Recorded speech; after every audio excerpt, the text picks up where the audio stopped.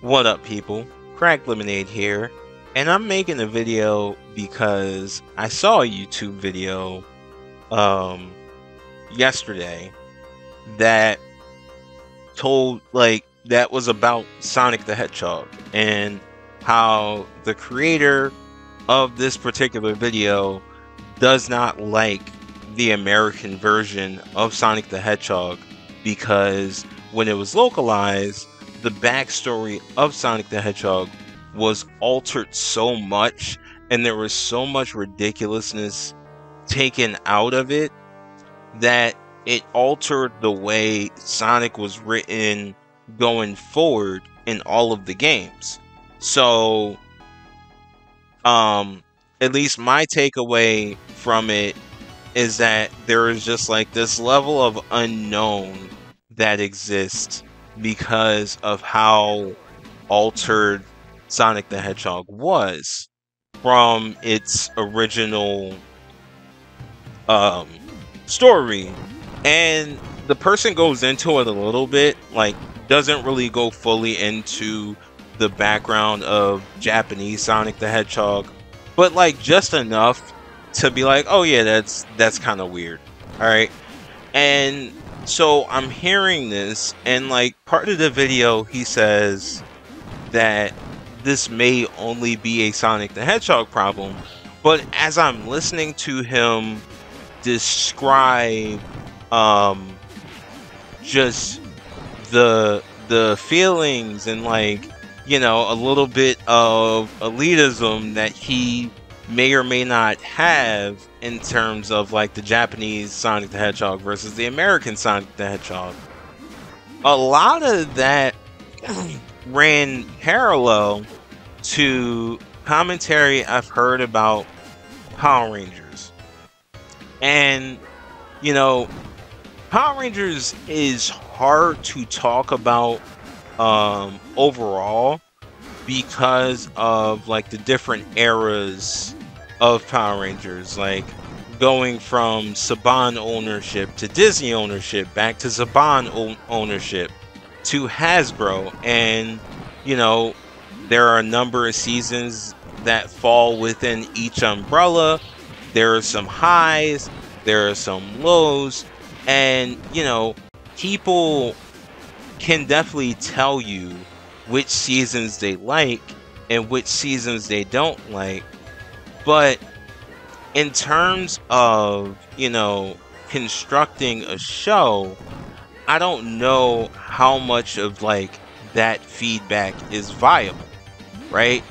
Because from my observation, like I watched Mighty Morphin Power Rangers, I watched Zeo, I think I watched Turbo, but I don't really remember a lot of it. I watched Power Rangers in Space, which was a great season. I rewatched it like a couple years ago, still a great season.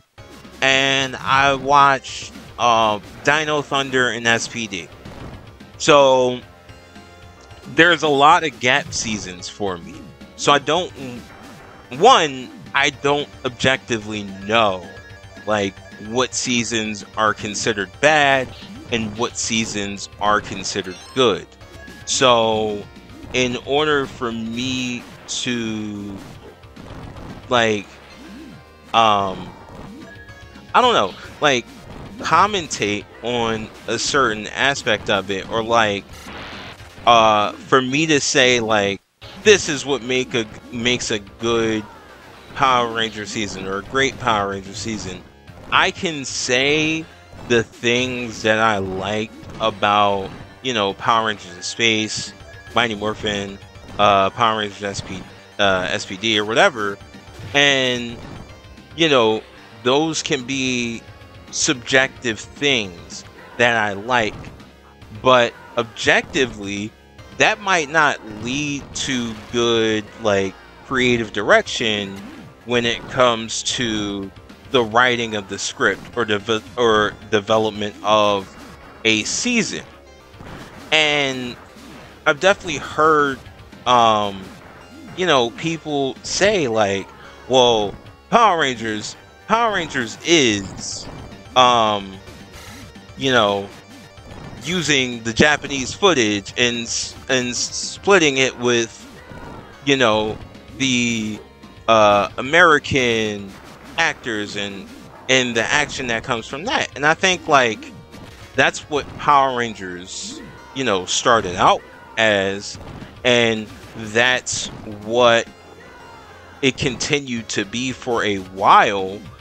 But at the same time, is that the full potential of the intellectual property that is Mighty Morphin Power Rangers? If we look at things as how we previously experienced them, is there an opportunity to make it better, right? Like, if you keep things how it always was, it's going to get stale. It's going to get repetitive. But like, you know, you can deviate too far and be off-putting. So in terms of making Power Rangers or any kind of show, there's definitely gotta be like a middle ground. And ultimately what has to be identified is what is the actual appeal of the show, right? Like, I think the thing that put me off of Power Rangers and what kept me from coming back is like when they were doing bad, it always felt like they hit the Mighty Morphin Power Rangers button. Let's just make it more like Mighty Morphin Power Rangers. Let's make the theme song of the show similar enough to Mighty Morphin Power Rangers so that when somebody's walking by and ear hustling the theme song, they get like a sense of nostalgia. It don't work, man. That is like the weirdest idea, because, you know, people can tell when you're trying to make something like something else. And I think the thing that keeps me into Super Sentai and Kamen Rider so much is the fact that they are able to experiment. And, you know, sometimes I can look at the suit that they leaked and be like, oh, that's a weird suit. That's a weird costume design. But then I actually watch the show and it's enjoyable. But I don't think that similar principle applies here. And the thing about it is that we don't really have tokusatsu in America right now. Like, we had Power Rangers, but like there were no other like competing franchises. There is no model for tokusatsu in America outside of Power Rangers. And it's kind of Saban's fault, because in the 90s he basically cornered the market by getting the rights to Metal Heroes and the other shows that he got the rights to, and making Big Bad Beetleborgs and making VR Troopers and making Masked Rider, and still trying to stick to the Mighty Morphin Power Rangers creative formula in making those, instead of realizing that Mighty Morphin Power Rangers was lightning in a bottle, and you can't easily reproduce that. Like, you had us for a couple seasons for, you know, Big Bad Beetleborgs, VR Troopers, but I mean, the last time I tried to rewatch Big Bad Beetleborgs, it was so unwatchable because the kids were kind of annoying, the villains were incredibly stupid, and it just did not age well. It was 90s is it was super 90s, but like in all of the wrong ways. So, it's one of those things that in terms of looking at looking at uh Mighty Morphin Power Rangers and you know trying to judge like, hey, what should Hasbro do for the next season of the show, or what should Playmates do with the next series of toys that they do that will be for that will be more catered to all ages and not the immediate kid focused line that's coming out in 2025, because I think that is going to be for kids.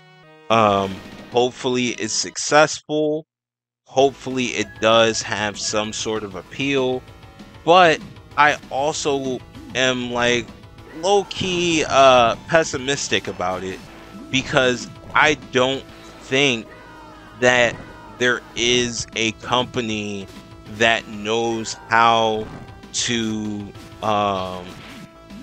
handle Power Rangers as a franchise and keep it creatively fresh. So like for me, I don't know. There's an aspect of the one and done season of Super Sentai, like moving on and not like